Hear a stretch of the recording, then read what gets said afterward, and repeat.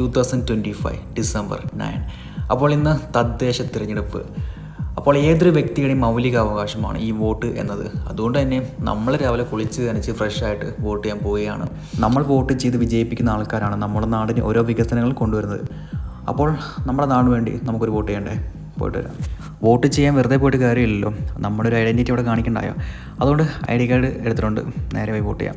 ഞാൻ വോട്ട് ചെയ്യുന്നത് നമ്മുടെ സ്വന്തം നാടായ ചിങ്ങോലിയിൽ ഒരു കെയർ സൊസൈറ്റി ഉണ്ട്. അവിടെ വെച്ചിട്ടാണ് നമ്മുടെ വാർഡിലെ ഈ ഒരു വോട്ട് നടക്കുന്നത്. അപ്പോൾ അങ്ങോട്ടേക്കുള്ള യാത്രയാണ്.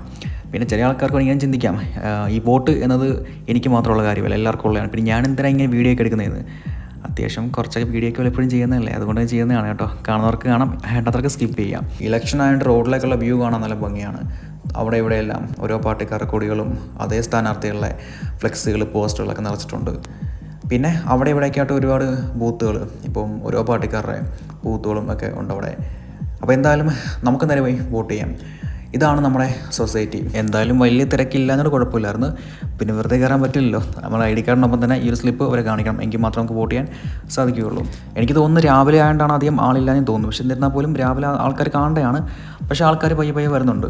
പിന്നെ ക്യൂ വലിയ കുഴപ്പമില്ലായിരുന്നു. നമ്മൾ കയറി ചെല്ലുന്ന ഭാഗത്തോട്ട് തന്നെ ഒരു എൻട്രി ഉണ്ടായിരുന്നു. അവിടെ തന്നെ ഒരു പോലീസ് ഉദ്യോഗസ്ഥൻ ഉണ്ടായിരുന്നു. അപ്പോൾ ആ സാറ് പറയുന്ന നിർദ്ദേശപ്രകാരമാണ് നമ്മളകത്തേക്ക് കയറുന്നതൊക്കെ. എന്തായാലും ഇലക്ഷൻ ഡ്യൂട്ടിയുള്ള ആൾക്കാർ വളരെ പ്രോപ്പറായിട്ട് തന്നെ വോട്ട് ചെയ്യാനുള്ള കാര്യങ്ങളെല്ലാം നമുക്ക് ചെയ്തു തരുന്നുണ്ട്. അങ്ങനെ അവസാനം ഞാനും വോട്ട് ചെയ്യാൻ അകത്തേക്ക് കയറി. അങ്ങനെ ഞാനും വോട്ട് ചെയ്ത് കഴിഞ്ഞ് പുറത്തിറങ്ങിയപ്പോൾ ഉണ്ട് ആൾക്കാർ വീണ്ടും കൂടി. അത്യാവശ്യം ആൾക്കാർ പയ്യെ കൂടുന്നുണ്ട് എന്തായാലും. അങ്ങനെ വോട്ട് ചെയ്ത് കഴിയുമ്പോൾ ഉള്ള ആ ഒരു നീല അടയാളം നമുക്കും കിട്ടി. പിന്നെ ഈ ഒരു വോട്ട് എന്നൊരു കാര്യം ഒരിക്കലും നമ്മൾ മിസ് ചെയ്യാൻ പാടില്ല. കാരണം എന്ന് വെച്ച് കഴിഞ്ഞാൽ നമ്മൾ വോട്ട് ചെയ്ത് വിജയിപ്പിക്കുന്ന വ്യക്തികളാണ് നമ്മുടെ നാടിൻ്റെ വികസനത്തിന് വേണ്ടി അല്ലെങ്കിൽ നമ്മുടെ നാടിൻ്റെ വളർച്ചയ്ക്ക് വേണ്ടി ഓരോ കാര്യങ്ങളും ചെയ്യുന്നത്. അപ്പോൾ അങ്ങനെ ഒരാളെ വിജയിപ്പിക്കണം എന്നുണ്ടെങ്കിൽ നമ്മൾ ഓരോ ആൾക്കാരും വോട്ട് ചെയ്ത് വിജയിപ്പിച്ചാൽ മാത്രമേ അങ്ങനെ ഒരു വ്യക്തിക്ക് നമ്മുടെ നാടിൻ്റെ വളർച്ചയിൽ ഓരോ കാര്യങ്ങൾ ചെയ്യാൻ പറ്റത്തുള്ളൂ. അതുകൊണ്ട് ഏത് പാർട്ടിക്ക് വേണ്ടി നിൽക്കുന്ന വ്യക്തിയായാലും സ്വതന്ത്ര സ്ഥാനാർത്ഥിയായാലും നമ്മുടെ നാടിന് കാവലായിട്ട് നിൽക്കുന്ന ആരാണോ സത്യസന്ധമായിട്ട് അവർക്ക് വേണ്ടി നിങ്ങളൊരു വോട്ട് എന്തായാലും രേഖപ്പെടുത്തുക.